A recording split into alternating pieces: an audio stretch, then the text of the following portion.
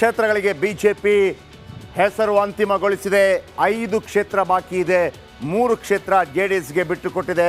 ಲೋಕಸಭಾ ಚುನಾವಣೆ 2024ರ ಬಿಜೆಪಿ ಅಭ್ಯರ್ಥಿಗಳ ಪಟ್ಟಿ ಇದೀಗ ನಿಮ್ಮ ಮುಂದೆ ಬಿಡುಗಡೆಯಾಗಿದೆ.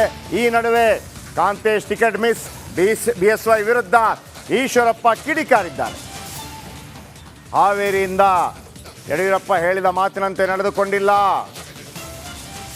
ಹಾವೇರಿ ಬಸವರಾಜ ಬೊಮ್ಮಾಯಿ ಅವರಿಗೆ ಸಿಕ್ಕಿದೆ. ಯಡಿಯೂರಪ್ಪ ನಮಗೆ ಅನ್ಯಾಯ ಮಾಡಿದ್ದಾರೆ ಅಂತ ಹೇಳಿ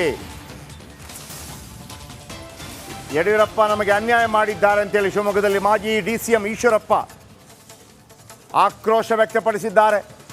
ಯಾವಾಗ ಕಾಂತೇಶ್ ಅವರಿಗೆ ಟಿಕೆಟ್ ಮಿಸ್ ಆಯಿತು, ಇಡೀ ಫ್ಯಾಮಿಲಿ ಅಳೋದಕ್ಕೆ ಶುರು ಮಾಡಿದರು.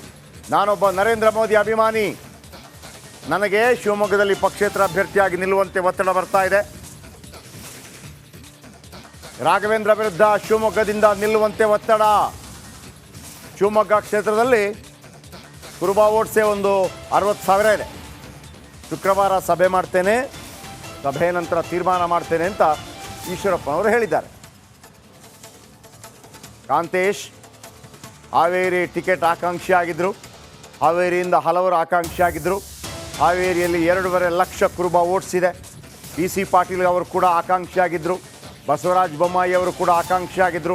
ಬಸವರಾಜ ಬೊಮ್ಮಾಯಿ ಅವರಿಗೆ ಟಿಕೆಟ್ ಒಲಿದು ಬಂದಿದೆ. ಬಸವರಾಜ ಬೊಮ್ಮಾಯಿ ಹಾವೇರಿಯಲ್ಲಿರುವಂತಹ ಶಿಗ್ಗಾಂವಿ, ಆದರೆ ಲೋಕಸಭಾ ಕ್ಷೇತ್ರದಲ್ಲಿ ಅದು ಹುಬ್ಬಳ್ಳಿ ಧಾರವಾಡಕ್ಕೆ ಬರುತ್ತೆ. ಈಶ್ವರಪ್ಪ ಮಾತನಾಡಿದ್ದಾರೆ. ಗೆಲ್ಲಿಸ್ಕೊಡ್ತೀವಿ ಅಂತ ಮಾನ್ಯ ಯಡಿಯೂರಪ್ಪನವರು ಹಾವೇರಿ ಲೋಕಸಭಾ ಟಿಕೆಟಿನ ಬಗ್ಗೆ ನಾನು ನನ್ನ ಮಗ ಅವ್ರ ಮನೆಗೆ ಹೋದಾಗ, ಕಾಂತೇಶ್ ಹೋದಾಗ, ನಾನು ಖಂಡಿತ ಲೋಕಸಭಾ ಟಿಕೆಟನ್ನು ಹಾವೇರಿಯಿಂದ ಕಾಂತೇಶ್ ಕೊಡಿಸ್ತೇನೆ. ಜೊತೆಗೆ ಹಾವೇರಿ ಲೋಕಸಭಾ ಕ್ಷೇತ್ರದಲ್ಲಿ ನಾನೇ ಹೋರಾಟ ಮಾಡಿ ಅವ್ರು ಗೆಲ್ಲಿಸ್ತೇನೆ ಅನ್ನೋಂಥ ಮಾತನ್ನು ಹೇಳಿ ಅವನು ಹಾವೇರಿ ಗದಗ ಜಿಲ್ಲೆಗಳಲ್ಲಿ ಸಾಕಷ್ಟು ಸಮಯವನ್ನು ಹೋರಾಟ ಮಾಡಿದ್ದ.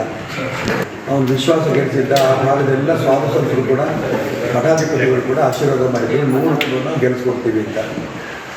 ಈಗ ಯಡಿಯೂರಪ್ಪನವರು ಅವ್ರ ಮಾತು ನಂಗೆ ನಡ್ಕೊಳ್ಳಲಿಲ್ಲ, ಅನ್ಯಾಯ ಮಾಡಿದ್ರು. ಹಾಗಾಗಿ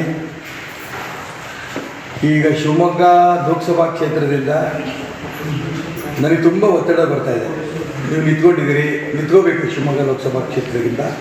ಯಡಿಯೂರಪ್ಪನವ್ರ ಮಗನ ವಿರುದ್ಧ ನಿಂತ್ಕೋಬೇಕು, ನಾವು ಗೆಲ್ಲಿಸ್ಬಿಡ್ತೀವಿ ನಾವೆಲ್ಲರೂ ಕೂಡ ಅಂತ ಮಾತುಗಳು ಹೇಳ್ತಾ ಇದ್ದಾರೆ. ನಾನು ನರೇಂದ್ರ ಮೋದಿಯವರ ಅಭಿಮಾನಿ.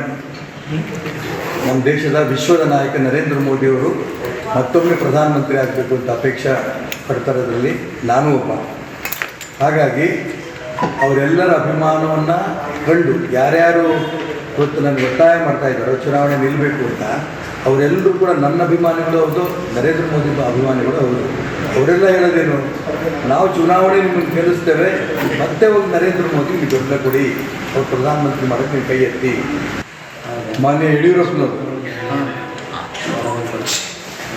ಹಾವೇರಿ ಲೋಕಸಭಾ ಟಿಕೆಟಿನ ಬಗ್ಗೆ ನಾನು ನನ್ನ ಮಗ ಅವ್ರ ಮನೆಗೆ ಹೋದಾಗ, ಕಾಂತೇಶ್ ಹೋದಾಗ, ನಾನು ಖಂಡಿತ ಲೋಕಸಭಾ ಟಿಕೆಟನ್ನು ಹಾವೇರಿಯಿಂದ ಕಾಂತೇಶ್ ಕೊಡಿಸ್ತೇನೆ. ಜೊತೆಗೆ ಹಾವೇರಿ ಲೋಕಸಭಾ ಕ್ಷೇತ್ರದಲ್ಲಿ ನಾನೇ ಹೋರಾಟ ಮಾಡಿ ಅವ್ರು ಗೆಲ್ಲಿಸ್ತೇನೆ ಅನ್ನೋಂಥ ಮಾತನ್ನು ಹೇಳಿ ಅವನು ಹಾವೇರಿ ಗದಗ ಜಿಲ್ಲೆಗಳಲ್ಲಿ ಸಾಕಷ್ಟು ಸಮಯವನ್ನು ಹೋರಾಟ ಮಾಡಿದ್ದ. ಅವನು ವಿಶ್ವಾಸ ಗೆಲ್ಲಿಸಿದ್ದ. ಆ ಭಾಗದೆಲ್ಲ